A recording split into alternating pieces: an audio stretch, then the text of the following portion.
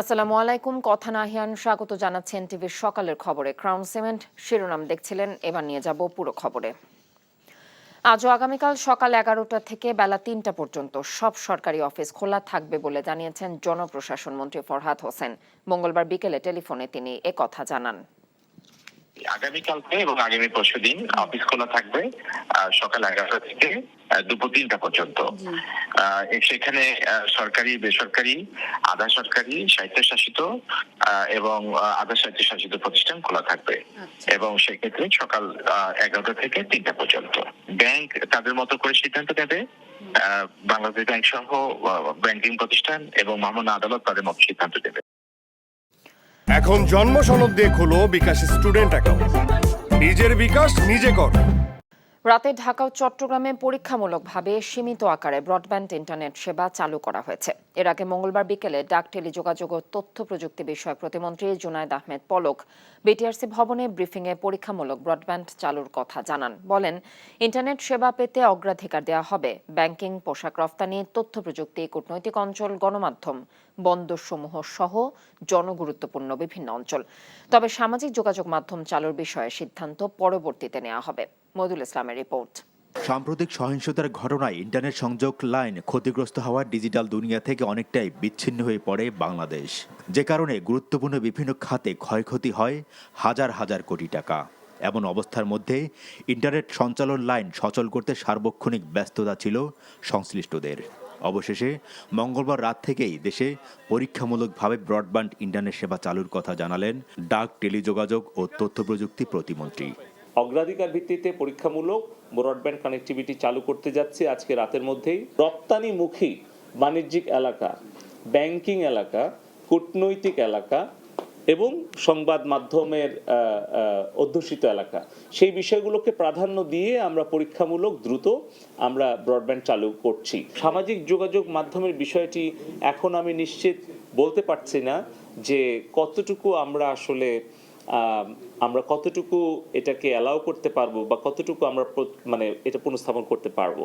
আমার মনে হয় এই পর্যায়ে আমরা ইন্টারনেটটাকে আগে রিস্টোর করি, তারপরের ধাপে পরবর্তী অবস্থান। ক্ষতিগ্রস্ত ইন্টারনেট সঞ্চালন লাইন মেরামত করে দেশে ইন্টারনেট সংযোগ দেওয়ার জন্য 80% সক্ষমতা অর্জন হয়েছে বলে জানিয়েছে internet service provider association of Bangladesh, ISPAB। 80% মতো আমরা প্রস্তুতি সম্পন্ন করেছি। বাকিটুকু হয়তো কালকে পরশুর মধ্যে হয়তো বাকি নেটওয়ার্ক ইনফ্রাস্ট্রাকচারের যে সমস্যাটা সেটা আমরা সমাধান করতে পারবো। কিন্তু আমরা এখন ওই পর্যায়ে আছি যে আমরা কাস্টমারকে সার্ভিস দেওয়ার মতো পর্যায়ে আমরা এখন কিন্তু চলে এসেছি। ইন্টারনেট সেবা বন্ধ হওয়ার পর দেশে সফটওয়্যার রপ্তানি খাতে প্রায় 500 কোটি টাকার ক্ষয়ক্ষতি হয়েছে বলে দাবি করেছে তথ্য প্রযুক্তি খাতের অন্যতম শীর্ষ সংগঠন বেসিস। ক্ষতির পরিমাণ বিগত 4-5 দিনে অলরেডি 500 কোটি টাকা ছাড়িয়ে গিয়েছে। যতটুকু আমরা বুঝতে পারছি, অনেক কিছু আমরা পারছি না। আজকেও আমরা সব এক্সপোর্টারদের ডাকতে পারি নাই, আমরা অল্প কিছু সংখ্যক এক্সপোর্টারের সাথে কথা বলেছি। যে কোনো দুর্যোগ কিংবা অনাকাঙ্ক্ষিত অবস্থায় দেশে ইন্টারনেট সেবা অব্যাহত রাখতে বিকল্প ব্যবস্থা রাখারও দাবি জানায় বেসিস। মইদুল ইসলাম, NTV নিউজ, ঢাকা। এখন জন্ম সনদ দিয়ে খোলো বিকাশ স্টুডেন্ট অ্যাকাউন্ট। নিজের বিকাশ নিজে কর। সমাজের খেটে খাওয়া মানুষের পাশে দাঁড়াতে আওয়ামী লীগের নেতাকর্মী এবং বিত্তবানদের প্রতি আহ্বান জানিয়েছেন প্রধানমন্ত্রী আওয়ামী লীগ সভানেত্রী শেখ হাসিনা। মঙ্গলবার রাতে গণমাধ্যমে পাঠানো বিবৃতিতে তৃণমূল থেকে কেন্দ্র পর্যন্ত আওয়ামী লীগের সব সহযোগী সংগঠনের নেতাকর্মী এবং শুভানুধ্যায়ীদের প্রতি তিনি এই আহ্বান জানিয়েছেন। প্রধানমন্ত্রীর স্ক্রিপ্ট রাইটার নজরুল ইসলাম স্বাক্ষরিত বিবৃতিতে প্রধানমন্ত্রী বলেন, কোটা আন্দোলনকে কেন্দ্র করে সাম্প্রতিক ঘটনা প্রবাহ এবং কমপ্লিট শাটডাউনে সাধারণ মানুষের জীবন জীবিকা অচল হয়ে পড়ে। বলেন, বিএনপি, জামাত, শিবির সংঘবদ্ধভাবে মেট্রো রেল, এক্সপ্রেসওয়ে, বিটিভি ভবন, সেতু ভবন সহ সরকারি বেসরকারি বিভিন্ন স্থাপনা ও বাড়িঘরে অগ্নিসংযোগ এবং তছনছ করে। এমন অবস্থায় জনগণের জানমালের নিরাপত্তা এবং জীবন জীবিকা স্বাভাবিক অবস্থায় ফিরিয়ে আনতে সাময়িকভাবে কারফিউ জারি করতে বাধ্য হয় সরকার। ফলে নিম্নবিত্ত খেটে খাওয়া মানুষের উপার্জনের স্বাভাবিক কার্যক্রম সাময়িকভাবে বিঘ্নিত হয়েছে উল্লেখ করে ক্ষতিগ্রস্ত মানুষের সহায়তা করতে নেতাকর্মীদের প্রতি উদাত্ত আহ্বান জানান আওয়ামী লীগ সভাপতি। করোনা মহামারীর সময়ের মতো দেশের বর্তমানে এই ক্রান্তিকালেও সাধারণ মানুষকে আওয়ামী লীগের নেতাকর্মীরা সাহায্য করবেন বলেও আশাবাদ জানিয়েছেন প্রধানমন্ত্রী। রাষ্ট্রপতি মোহাম্মদ শাহাবুদ্দিনের সাথে সৌজন্য সাক্ষাৎ করেছেন সেনাবাহিনী প্রধান জেনারেল ওয়াকারুজ্জামান। মঙ্গলবার দুপুরে বঙ্গভবনে গিয়ে সেনাপ্রধান রাষ্ট্রপতির সাথে দেখা করেন। এ সময় তিনি বেসামরিক প্রশাসনের সহায়তায় সেনাবাহিনীর কার্যক্রমসমূহ দেশের চলমান পরিস্থিতি নিয়ে রাষ্ট্রপতিকে অবহিত করেন। কোটা আন্দোলনকে কেন্দ্র করে সৃষ্ট সহিংসতার প্রেক্ষিতে দেশব্যাপী সেনা নামানোর পর আইনশৃঙ্খলা পরিস্থিতির উল্লেখযোগ্য উন্নতি হয়েছে উল্লেখ করে রাষ্ট্রপতি এজন্য সেনাবাহিনীর ভূমিকার প্রশংসা করেন। সেনাপ্রধানও এজন্য রাষ্ট্রপতিকে ধন্যবাদ দেন।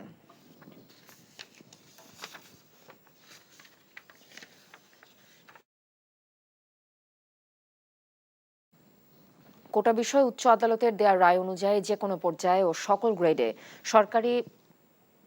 সরাসরি সরকারি চাকরিতে 93% মেধার ভিত্তিতে নিয়োগের বিষয়ে জারি করা প্রজ্ঞাপনের আনুষ্ঠানিক ঘোষণা দিয়েছেন আইনমন্ত্রী, যা অবিলম্বে কার্যকর হবে ও অন্য কোটায় যোগ্য প্রার্থী পাওয়া না গেলে মেধা থেকে পূর্ণ করা হবে। মঙ্গলবার রাজধানীতে নিজ বাসভবনে সংবাদ সম্মেলনে এসব জানিয়েছেন মন্ত্রী। যত তাড়াতাড়ি সম্ভব পরিবেশ নিশ্চিত করে শিক্ষা প্রতিষ্ঠান খুলে দেয়া হবে এবং শিক্ষার্থীদের নিরাপত্তা দেয়া হবে বলেও জানিয়েছেন তিনি। রিপোর্ট করছেন রকুনউদ্দিন। শিক্ষার্থীদের আন্দোলন, দেশজুড়ে সংঘাত, উচ্চ আদালতের রায়। আর সরকারি চাকুরিতে কোটা নিয়ে উচ্চ আদালতের রায়ের একদিন পরই আনুষ্ঠানিকভাবে ঘোষণা দেয়া হলো জনপ্রশাসন মন্ত্রণালয় থেকে জারি করা প্রজ্ঞাপনের। 4টা ক্যাটাগরি করে দিয়েছে পরিষ্কার। এখন থেকে যে কোনো পর্যায়ের ও সকল গ্রেডে সরাসরি সরকারি চাকুরিতে মেধায় 93%, বীর মুক্তিযোদ্ধাদের সন্তানদের জন্য 5%, ক্ষুদ্র নৃগোষ্ঠীর জন্য 1% এবং প্রতিবন্ধী ও তৃতীয় লিঙ্গের জন্য 1% কোটা থাকবে। নারী জেলাসহ কোটার অন্তর্ভুক্ত থাকছেন না বীর মুক্তিযোদ্ধাদের নাতি নাতনিরা। নির্ধারিত কোটায় যোগ্য প্রার্থী পাওয়া না গেলে সংশ্লিষ্ট কোটার শূন্য পদ সমূহ সাধারণ মেধা তালিকা হইতে পূরণ করা হইবে। কোটা বাতিল করার যে পরিপত্রটা 2018 সালে দেওয়া হয়েছিল সেটাও বাতিল করা হইবে। এই আদেশ অবিলম্বে কার্যকর হইবে। প্রজ্ঞাপনে উচ্চ আদালত থেকে যেভাবে রায় দেয়া হয়েছিল সেভাবেই সব উল্লেখ আছে বলে জানিয়েছেন আইনমন্ত্রী। আপিল বিভাগের রায়ের একটা কমা, দাড়ি, কমা, সেমিকলন বদলানোর ক্ষমতা আমাদের নাই। যেহেতু সেটা নাই, তারা যেভাবে দিয়েছেন আমরা সেইভাবেই এটা প্রতিপালন করেছি। শিক্ষার পরিবেশ ফিরিয়ে আনা এবং সকল ছাত্রছাত্রীদের সুরক্ষা ও নিরাপত্তার পরিবেশ সরকার তৈরি করবে। মামলার তথ্যাদি যদি ওনারা আমাদেরকে দেন, সাধারণ ছাত্রছাত্রী যারা এই কোটা বিরোধী আন্দোলন করছিলেন তাদের ব্যাপারে যদি কোনো মামলা হয়ে থাকে সেগুলি আমরা অবশ্যই দেখব। সরকারি চাকুরিতে কোটা নিয়ে প্রজ্ঞাপন প্রকাশের পর দেশের চলমান সংকট নিরসন হলো কিনা এ সময় এমন প্রশ্ন ছিল সাংবাদিকদের। আমাদের বিশ্বাস যে নতুন করে কোনো আরও সমস্যা তৈরি করা হবে না এবং এটার এই পরিস্থিতির অবনতি হবে না। পাশাপাশি আমি একটা কথা বলতে চাই, সেটা হচ্ছে যে যদি অবনতি ঘটানোর চেষ্টা কোনো অপশক্তি করে সেটার ব্যাপারে আমরা কঠোর ব্যবস্থা নেব। যে হতাহতের ঘটনা ঘটেছে তার জন্য আক্রমণকারীরা দায়ী এবং প্রতিটি হতাহতের ঘটনার জন্য আমরা নিন্দা জানাই, দুঃখ প্রকাশ করি এবং বিচার করে প্রত্যেককে সে যেই হোক বিচারের করে সাজার আওতায় আনা হবে। জনজীবনে ধীরে ধীরে স্বস্তি ফিরে আসছে এবং পুরোপুরি ফিরলেই কারফিউ তুলে নেওয়া হবে বলেও জানান আইনমন্ত্রী। কারফিউয়ের মেয়াদ কমিয়ে আনছে। রকুনউদ্দিন, NTV নিউজ, ঢাকা। চতুর্থ দিনের মতো রাজধানী সহ দেশজুড়ে কারফিউ চলেছে মঙ্গলবার। ঢাকার সড়কগুলোতে টহল দিয়েছে সেনাবাহিনীর সদস্যরা, সাথে ছিল বিভিন্ন আইন শৃঙ্খলা বাহিনীর সদস্যরাও। সহিংসতায় জড়িতদের গ্রেফতারে চলেছে অভিযান। এদিকে রাজধানী জুড়ে যান চলাচল কিছুটা বাড়লেও যারা বাইরে বের হয়েছেন তারাই তল্লাশি ও জিজ্ঞাসাবাদের মুখে পড়েছেন। এদিকে আজ থেকে কারফিউ শিথিল করা হচ্ছে বলে জানিয়েছে স্বরাষ্ট্র মন্ত্রণালয়। Apple শাহরিয়ারের report. কারফিউয়ে রাজধানীর মিরপুর এলাকা এখনো থমথমে। আবারও পরিস্থিতি যাতে নিয়ন্ত্রণের বাইরে চলে না যায় সে লক্ষ্যেই কাজ করছে আইনশৃঙ্খলা বাহিনীর সদস্যরা। মিরপুর 10 গোলচত্বর ও আশপাশের এলাকায় দেখা যায় সেনাবাহিনীর সরব উপস্থিতি। আর ধানমন্ডি সহ রাজধানীর গুরুত্বপূর্ণ সড়ক ও এলাকাতে সেনাবাহিনীর টহল ছিল চোখে পড়ার মতো। আগারগাঁও প্রশাসনিক এলাকার বিভিন্ন প্রবেশপথে চেকপোস্ট বসিয়েছে কোস্ট গার্ড। এছাড়াও মিরপুর 14 ও 300 ফিট সড়কে অবস্থান নিয়েছে বাহিনীর সদস্যরা। এদিকে রাস্তায় যানবাহন চলাচল ছিল সীমিত। তবে গত 3 দিনের তুলনায় রিকশা, সিএনজি ও ব্যক্তিগত গাড়ির সংখ্যা কিছুটা বেড়েছে। যাত্রাবাড়িতে ফ্লাইওভারে যান চলাচল শুরু হয়েছে। ইন্টারনেট সেবা বন্ধ থাকায় সেখানে ম্যানুয়াল পদ্ধতিতে টোল নেওয়া হচ্ছে। রাজধানীর গুরুত্বপূর্ণ পয়েন্টগুলোতে সেনাবাহিনী অবস্থান নিয়েছে এবং অপরিচিত, অর্থাৎ আপনি জানেন যে এখন কারফিউ চলছে, এই সময়টিতে যাতে কেউ ঘর থেকে প্রয়োজন ছাড়া বের না হন, এই জন্য যারা বের হচ্ছেন তাদেরকে চেক করা হচ্ছে। এই যে পরিস্থিতি, এটা স্বাভাবিক হওয়াটাই ভালো। আমরাও চাচ্ছি এটাই স্বাভাবিক হোক, যাতে শান্তশিষ্টভাবে মানুষজন চলাচল করতে পারে। পেট তো থেমে থাকবে না, আমাদেরকে জীবিকার তাগিদে আমাদেরকে বের হইতে হবে। এবং আমরা যেখানে যে কোম্পানির চাকরি করি, আমরা সেখানেও তো আমরা যদি কিছু না দিতে পারি বা কিছু না করতে পারি, কোম্পানি তো আমাদেরকে রাখবে না। সংসার চাইলে তো কষ্ট হয়, বাসা ভাড়ার টাকা চাই দিতে পারতেছি না। এই যে আপনি হারা দিন বাজে 12টা, আমি 300 টাকা মারছি। সহিংসতায় জড়িতদের আইনের আওতায় আনতে সেনাবাহিনী, বিজিবি ও পুলিশের যৌথ অভিযান পরিচালনা করা হচ্ছে বলে জানানো হয়েছে। দুর্বৃত্ততাকে নির্মূল করা এবং জনমনে স্বস্তি ফিরে নিয়ে আসা, সেটা আমরা ইনশাল্লাহ পুঙ্খানুপুঙ্খভাবে করব এবং জনমনে দ্রুতই স্বস্তি ফিরে আসবে বলে আশা করি এবং আমরা অতি দ্রুতই আমরা আমাদের কার্য সম্পাদন করে ব্যারাকে ফিরে যাব। আমাদের কিছু তথ্য রয়েছে যে কিছু কিছু দুর্বৃত্ত এখনও এখানে রয়ে যাচ্ছে তাদের অসৎ উদ্দেশ্য হাসিলের জন্য। সেগুলো আমরা পুলিশ, র্যাব, বিজিবি এবং সেনাবাহিনীর সমন্বিত দলে আমরা এই এলাকাটিতে আমরা একটি চুটিং অভিযান পরিচালনা করছি, যে যারা এই যে বললাম যে দুর্বৃত্তরা যারা আছে তাদেরকে যাতে চিহ্নিত করে তাদের আটক করা যায়। কারফিউ চলাকালে জনগণকে বিধিনিষেধ মেনে চলার অনুরোধ জানানো হয়। Apple Shahriar, NTV news, Dhaka. Dhaka সহ দেশের বিভিন্ন জেলায় আইন শৃঙ্খলা বাহিনীর কড়া মামলায় দেশ সহস্রাধিক বিএনপি ও জামায়াতের নেতাকর্মীকে গ্রেফতার করা হয়েছে। একদিনে গ্রেফতার করা হয়েছে 600 জনকে। পুলিশের ওপর হামলা, অগ্নিসংযোগ সহ বিভিন্ন অভিযোগে দায়ের করা 34 মামলায় তাদের গ্রেফতার করা হয়েছে বলে জানিয়েছে ঢাকা মেট্রোপলিটন পুলিশ ডিএমপি। মঙ্গলবার ভোরে গ্রেফতার করা হয় ঢাকা মহানগর উত্তর বিএনপির আহ্বায়ক সাইফুল আলম নীরব ও বিএনপি চেয়ারপারসনের বিশেষ সহকারী শামসুর রহমান শিমুল বিশ্বাসকে। দুপুরে গ্রেফতার করা হয় দলের অর্থ সম্পাদক এম রশিদুজ্জামান মিল্লাতকে। সব মিলিয়ে গেল কয়েকদিনে ঢাকা গ্রেফতারের সংখ্যা 1117 জন। এছাড়া দেশের বিভিন্ন জায়গায় আরও কয়েকশো বিএনপি জামায়াতের নেতাকর্মীকে গ্রেফতার করা হয়।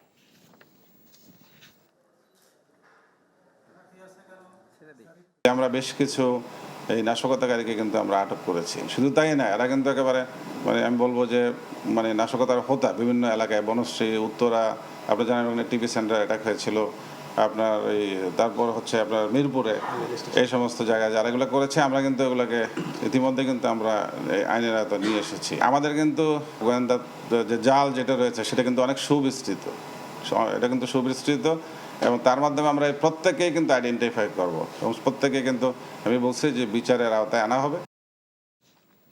কোটা আন্দোলনকে কেন্দ্র করে নাশকতা, অগ্নিসংযোগ সহ বিভিন্ন অপরাধে রাজধানীর বিভিন্ন থানায় দায়ের করা মামলায় ইতোমধ্যে গ্রেফতার হয়েছে হাজারেরও উপরে।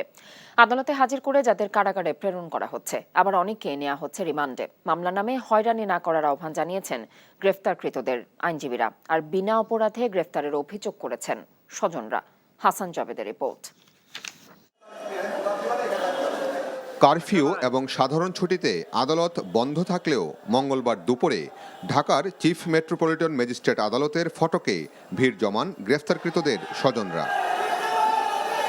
রাজধানীর বিভিন্ন থানায় দায়ের করা মামলায় স্বামী, সন্তান ও স্বজনকে গ্রেফতারের খবরে ছুটে আসেন তারা। অনেকে ভেঙে পড়েন কান্নায়, আবার উদ্বিগ্ন দেখা যায় কাউকে কাউকে। যে 3 দিন 4 দিন পরে যে গ্যাঞ্জাম ছিল, ওরে আমি বাসায় ছিলাম, আমার ছুটি ছিলাম, চাকরি করি, কোনো কিছুতে না, ওরা ঘরে শুয়েছিল, রাত্রে 1টা বাজার থেকে ঘর থেকে নিয়ে আসছে।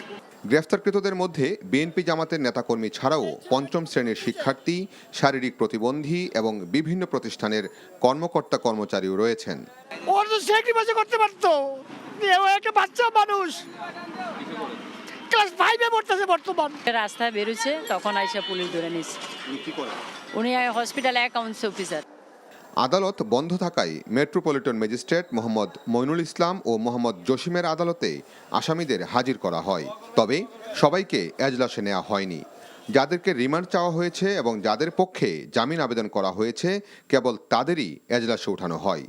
তবে এদিন কাউকেই জামিন দেওয়া হয়নি। আইনজীবী বলছে যুবলীগ কর্মী, কিন্তু সে আসলে ডাইরেক্ট কোনো পরিচয় করে নাই, তারপর সবাই 2 দিন রিমান্ড মঞ্জুর করছে আর কি। আসামির গার্ডিয়ান আমাকে অবহিত করেছেন যে তাকে বাসা থেকে গত রাতে আটক করে নিয়ে গেছে ভাট্টা থানায়। কোটা আন্দোলনকে ঘিরে রাজধানীতে যে সহিংসতার ঘটনা ঘটেছে এবং হত্যাকাণ্ড সংঘটিত হয়েছে, প্রত্যেকটি সহিংস ঘটনা এবং হত্যাকাণ্ডের যাতে সঠিক তদন্ত সাপেক্ষে আসামিদের গ্রেফতার করে ন্যায় বিচার নিশ্চিত করা হয় সেই দাবি জানাচ্ছেন সবাই। তবে এখানে যারা আসামিদের স্বজনরা উপস্থিত ছিলেন তারা বলছেন মামলার নামে যেন কাউকে হয়রানি করা না হয়, যাতে সবাই ন্যায় বিচার পাওয়ার অধিকারটি রাখেন, সেই দিকে যেন আইন শৃঙ্খলা রক্ষাকারী বাহিনীর সদস্যরা নজর রাখেন, সেই প্রত্যাশা তাদের। Hasan Javed, NTV news, chief metropolitan magistrate আদালত, ঢাকা। বিএনপি মহাসচিব মির্জা ফখরুল ইসলাম আলমগীর অভিযোগ করেছেন, জনগণের ওপর প্রতিশোধ নিতে কারফিউ জারি করা হয়েছে। মঙ্গলবার বিবৃতিতে তিনি বলেন, কারফিউর মাধ্যমে চরম ভোগান্তিতে ফেলা হয়েছে সাধারণ মানুষকে। কোটা সংস্কার আন্দোলনকে দমন করতে নিরীহ ছাত্র জনতাকে হত্যা করা হয়েছে অভিযোগ করে তিনি বলেন, এখন হতাহতের প্রমাণ লোপাট করা হচ্ছে। আন্দোলনকে কেন্দ্র করে হত্যা নির্যাতন চালানো হয়েছে মন্তব্য করে বিবৃতিতে মির্জা ফখরুল বলেন, ব্রিটিশ ও পাকিস্তান আমল এবং স্বৈরাচার এরশাদের আমলেও এমন নির্বিচার হত্যাকাণ্ড হয়নি। তিনি বলেন, শিক্ষার্থীদের আন্দোলন নিয়ে প্রশাসনের কর্মকর্তারা যে ধরনের বক্তব্য রাখছেন তাতে প্রতীয়মান হচ্ছে তারা সরকারি দলের কোনো পদে অধিষ্ঠিত আছেন। দেশজুড়ে দলের নেতাকর্মীদের গ্রেফতার হয়রানির অভিযোগও করেন বিএনপি মহাসচিব। দেশে চলমান সাংঘর্ষিক পরিস্থিতিতে হতাহতের ঘটনায় শোক ও সমবেদনা জানিয়েছে সম্পাদক পরিষদ ও news paper owners association NOAB. সাংঘর্ষিক ঘটনায় প্রাণহানি, অগ্নিসংযোগ এবং ধ্বংসাত্মক যে ঘটনা ঘটেছে তার নিরপেক্ষ এবং সুষ্ঠু তদন্ত ও এই ঘটনায় দায়ীদের শাস্তির দাবি জানায় নোয়াব। সম্পাদক পরিষদ ও নোয়াব মনে করে, এখনও সাংবাদিকরা তাদের পেশাগত দায়িত্ব পালনে নিরাপত্তাহীনতায় ভুগছেন। তাই গণমাধ্যম কর্মীদের নিরাপত্তা নিশ্চিতে সংশ্লিষ্ট সকল পক্ষকে দায়িত্ব নিতে হবে। নোয়াবের তেজগাঁও কার্যালয়ে মঙ্গলবার অনুষ্ঠিত সভায় এসব সিদ্ধান্ত নেওয়া হয়। অর্থনীতি সচল করতে অবিলম্বে ইন্টারনেট সেবা চালুর দাবিও জানায় নোয়াব। দেশে চলমান পরিস্থিতিতে বড় ধরনের ধাক্কা খেতে যাচ্ছে দেশের অর্থনীতি, এমন আশঙ্কা জানিয়ে অর্থনীতিবিদরা বলছেন, মূল্যস্ফীতি, রফতানি, রেমিটেন্স সহ বেশিরভাগ সূচকেই পড়বে বিশৃঙ্খলা আর অচলাবস্থার নেতিবাচক প্রভাব। ক্ষতি কমিয়ে আনতে দ্রুত পরিস্থিতি স্বাভাবিক করা তাগিদ তাদের। হাসানুল শাওনের রিপোর্ট। চলমান পরিস্থিতিতে স্থবির দেশের ব্যবসা বাণিজ্য। বেশ কদিন ধরে বন্ধ প্রায় সব দোকানপাট, শিল্প কারখানা আর ব্যাংক ও আর্থিক প্রতিষ্ঠান। অচল ইন্টারনেট ভিত্তিক সেবা খাতগুলো, বাধার মুখে আমদানি রপ্তানি বাণিজ্য। এছাড়া বিচ্ছিন্ন সরবরাহ ব্যবস্থা উস্কে দিচ্ছে দ্রব্যমূল্যকে।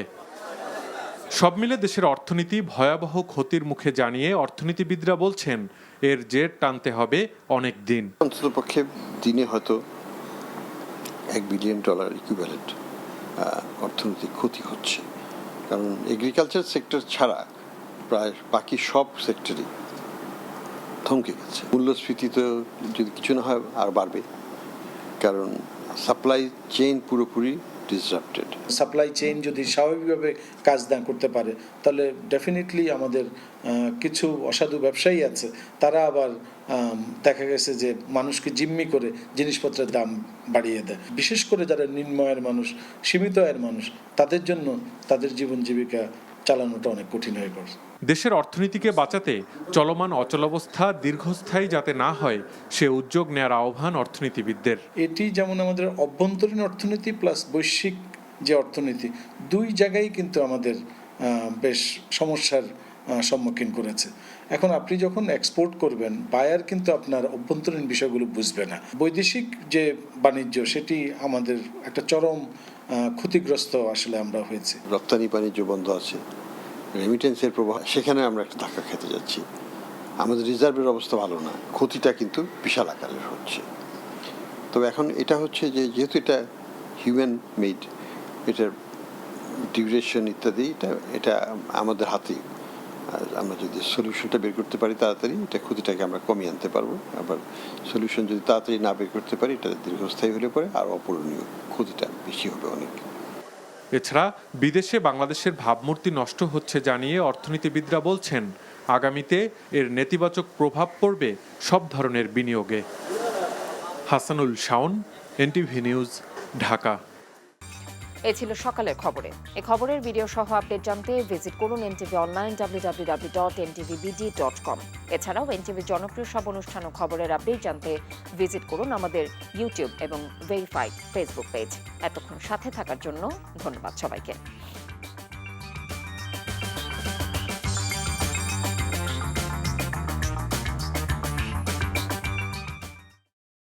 এখন জন্ম সনদ দিয়ে খোলো বিকাশ স্টুডেন্ট অ্যাকাউন্ট। নিজের বিকাশ নিজে কর।